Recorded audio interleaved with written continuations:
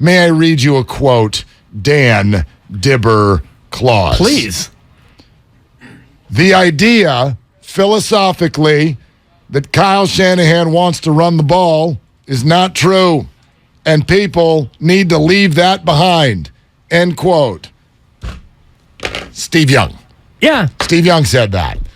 I think it's fascinating because you asked Mike Silver yesterday about the idea of Jimmy Garoppolo being on the team next year. I kind of regret it. His response was elite. Don't worry, Kyle. Don't worry. It's okay. Well, yeah, we're going to have that for you in a couple minutes. Okay, yeah, we're working on so that we can bring it back, y'all. Bring do we it have back, to y'all. Play it? Yes, we do. I felt like I got mocked. Well, no, it was an elite. He did the Macarena. It was an elite cackle, though. It was. We love elite cackles on this show, right? The Farhan cackle, Nick Friedel. Let's get Mike Silver in there. No, it was a really good cackle, and it got me thinking because what Mike did was he helped me sort of think about this through a different lens. We're all sitting here talking about the 49er quarterback position and situation through our eyes, not through theirs, not through Jimmy's, who may still totally be annoyed with the way that this played out last year, and Kyle Shanahan, who obviously was highly activated to have a different quarterback on his team a year and a half ago, may still feel the same way. Because if you think, and I know you ran some data that I cannot wait to hear, because I don't know what you're about to say with regard to Kyle Shanahan as OC in Atlanta, but the idea that Kyle Shanahan loves what he's doing perfect. This is exactly, I've heard Steiny say it now about 5 times in the last week. Kyle Shanahan wants to grind your gears. And that's why we come in after wins and say things like, why isn't Kittle getting involved? And why isn't Debo getting involved? And McCaffrey didn't get more touches than Eli Mitch. What's going on? Well, Kyle Shanahan just wants to grind your gears. He just wants to run it right, maybe run it left, and run it up the middle, and he wants to go on a 48-play drive. Steve Young's like, no, he doesn't. He's doing that because that's his quarterback. That's his quarterback. So what did you find when Matt Ryan was his quarterback, and Matt Ryan was good? Yeah, what I found, Mark, was that Kyle Shanahan does, in fact, want to grind your gears. And, until Kyle Shanahan shows me otherwise with a quarterback that he really believes in, then I'm not going to believe him or Steve Young. And I have a deep, deep reverence for Steve Young as a player, as a broadcaster, as a football aficionado. But if you look at just the numbers of pass play versus run play, the breakdown, we all think about his time in Atlanta. Oh, he was lighting it up and he was throwing it all over the park. MVP. The quarterback won the MVP. They threw the ball on 55.9% of their plays. Okay. This year, the 49ers have thrown it 52.4% of their plays. So you're only talking about 3% more often are you throwing it than you're running it. So if you take a 70-play game, you're talking about 2 to 3 more passes a game with Atlanta than you are with San Francisco. There's a flaw there. Microscopic There's a flaw difference. There's a flaw there. Talk to me, Marky. The flaw there is I would like to know how far the ball traveled on those passes that you're talking about. Well, that would take a much deeper amount of research. Because Matt Ryan clearly put up numbers that were MVP worthy. Julio Jones, what was his yardage that year? Do we have that in front of us? Oh, we do. Julio Jones that year went for what? 1409. Okay. Not that many. Not that many? That's like 80 yards a game. 1409 is a hell of a year for a wide receiver. I'm pretty sure that would be like first or second in the league last year. And he played 14 games, so it was 100 a game. 100 a game. That's a humongous year for someone on a 16-game schedule who missed 2 games. That's a huge year. His quarterback won the MVP. Jimmy Garoppolo will never, ever, ever, ever, ever, ever, ever, ever be an MVP candidate because he doesn't have the stats to back it up. And we're locking that up. Yeah, quite frankly, he doesn't have the ability to do that. But you get it. Jimmy Garoppolo's throwing a lot, and it's like, yeah, it's 3rd and 5, and Jimmy threw for 6 yards. Matt Ryan and Julio Jones were running an offense that was prolific. It was putting up a lot of points, and it had 28 of them at halftime of the Super Bowl. Not enough. As it turned out, you're right. It's because Matt Ryan fumbled it. By the way, that game True. didn't turn because of Kyle Shanahan's play calling. We all want to look at that and blame Kyle Shanahan. They got the ball back after New England scored the opening touchdown of the third quarter, and Matt Ryan fumbled on, I believe, the first or second play from scrimmage on that drive, gave New England a short field. They scored again, which is where that game turned. It didn't turn on Kyle Shanahan's play calling. When you blow a 25-point lead, I would venture to say there are at least 10 things that happened that if they didn't happen just like that. Remember the Julian Edelman catch, like the ridiculous catch over the middle. We remember the Kyle Shanahan play call, and by the way, Matt Ryan didn't have to take a sack. Just because Kyle Shanahan called a pass does not mean that Matt Ryan had to take a sack, but we remember the last thing. That's it. The only reason we blame Kyle Shanahan for that is because it was the last thing. But there's 100 things that happen in that game when you blow a 25-point lead. By the way, starting with the other side of the ball. You're up 28-3. Your defense should be like, that's a wrap. We're not giving up 25 points in the second half of this football game. And they ended up giving up more, as it turns out. So, yes, you're right. I agree. I just think Kyle Shanahan was asked about this in the process of drafting Trey Lance. Prior to drafting Trey Lance, he was asked about the kind of quarterback he likes. And he's been tagged with things throughout his career. Part of it is because of his last name and the fact that his dad kept having successful running backs that we didn't see coming. Terrell Davis and Olandis Gary and Clinton Portis and all of this stuff, right? And so, he's a guru. Not our guru, a guru. And then you get to the pros, and there's rumors about Kirk Cousins. And all of a sudden we go, see, that's what Kyle wants. He wants a B at quarterback so that he can grind everybody's gears. You asked him about it a year and a half ago, and he said, you know who I like? I like Mahomes. He's good. I think it'd be really fun to have a guy like that. Now, we have no idea what he drafted. We haven't been able to see it yet, and who knows who it's going to become.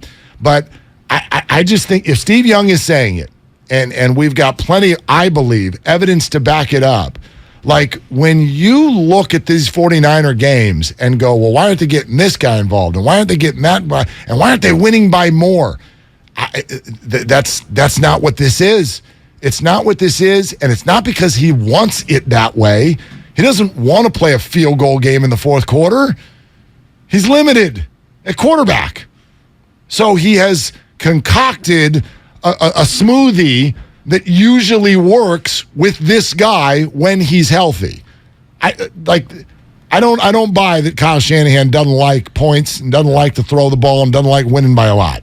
I think that he likes to win. And so when you look at, and this is where Steve Young and I can agree to agree, Kyle Shanahan wants to win as a head coach, as all head coaches do. And when you look at your personnel and you look at most primarily your quarterback and you look at what he does best, then you have to build your offense around that. Now, when Trey Lance takes the reins, is Kyle Shanahan going to really allow him to cut it loose and throw the ball like Pat Mahomes does, or even throw it like Matt Ryan did? If Matt he can, Ryan in his prime. Don't you think? If If he can't, then this is an indictment on you and John Lynch for drafting him. No doubt. At that point. No doubt.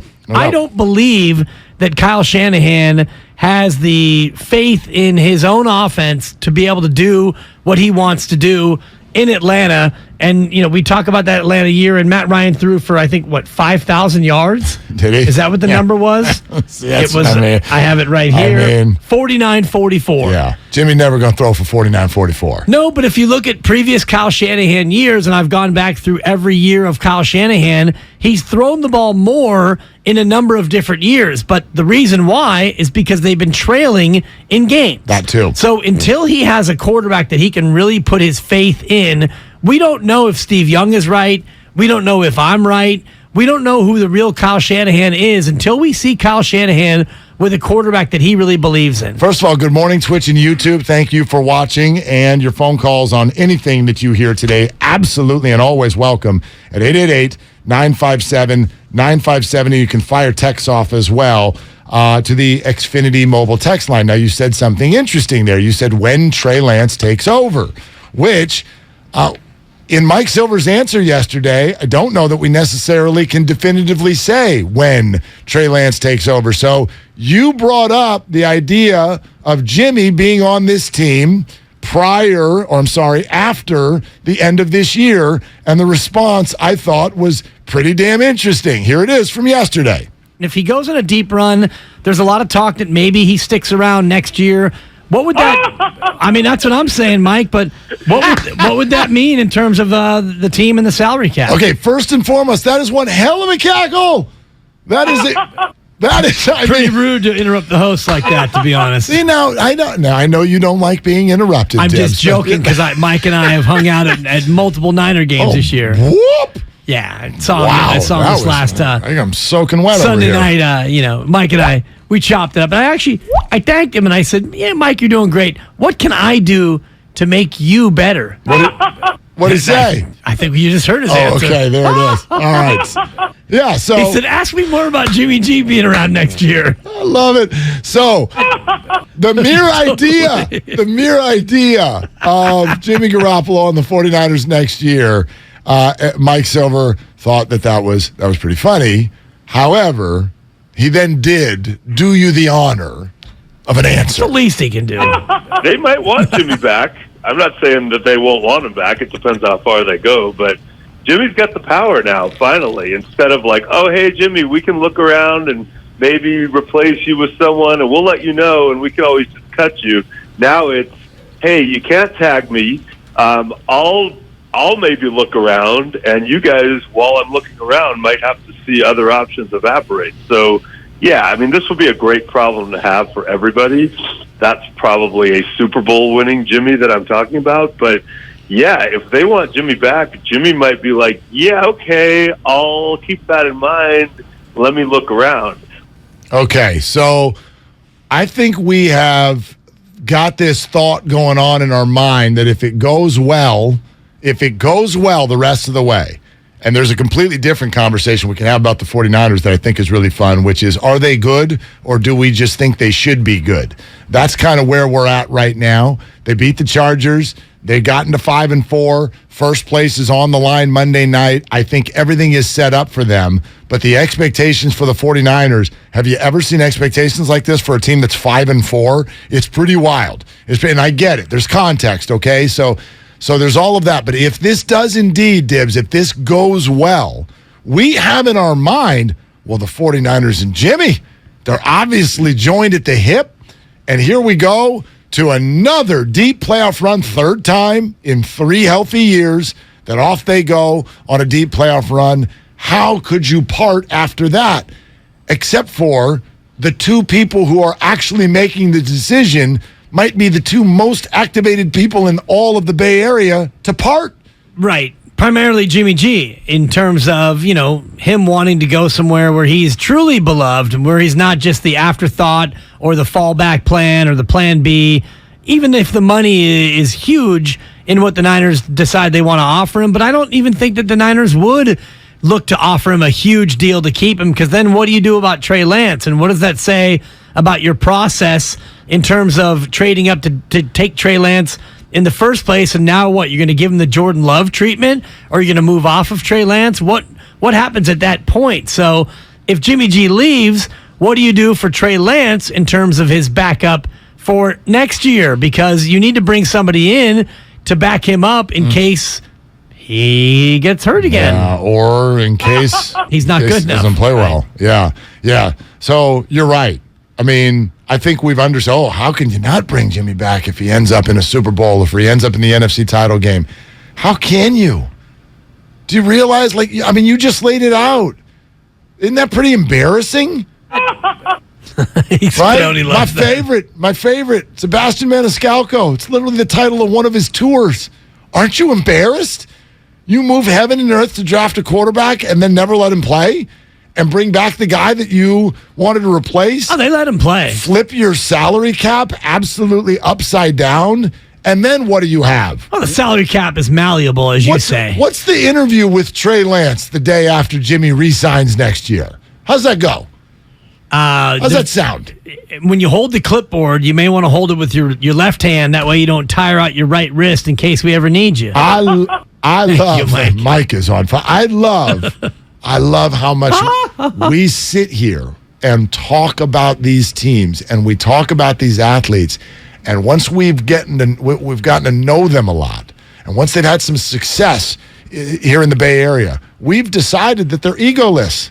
They're all egoless, right? Jordan Poole. Klay Thompson will go to the bench, no problem, because he loves the Warriors and he loves playing for us. My name's Bob, and I've got season tickets, and I know Klay. Jordan Poole's happy coming off the bench. Yeah. It's not a problem. He doesn't mind that he got punched in the face by Draymond Green. Right, and He'll get over it. Draymond will tuck that attitude away in time. No, Jordan Poole. Because they know that they need to win a title, and Jimmy knows that he's better with the 49ers. And so he doesn't care that he got fired. He doesn't care that there were 6 months of trade rumors. He doesn't care that he and the team didn't see eye to eye on a shoulder surgery, and he's forgotten all about that because he's friends with George Kittle, and they went to a Warrior game one time together. Christian McCaffrey was there. They like each other too. And Juice, he was over there. There were cheerleaders. It was wonderful. Everything is kumbaya freaking ya. Look at you. No, it isn't. No, it isn't. These are massive egos, massive money. And we're sitting here thinking that somehow this situation that could not be navigated at the beginning of this year and was going sideways after 1.5 games, they got bailed out on it because of an ankle break. And now we think that they're going to navigate it at an even higher level with more money and more hurt feelings next March. You're going to tell Trey Lance, yeah, so Jimmy's coming back again, and we're going to pay him $33 million. Right. There's no chance he comes back. Remember when Bob Myers was like, just enjoy this year?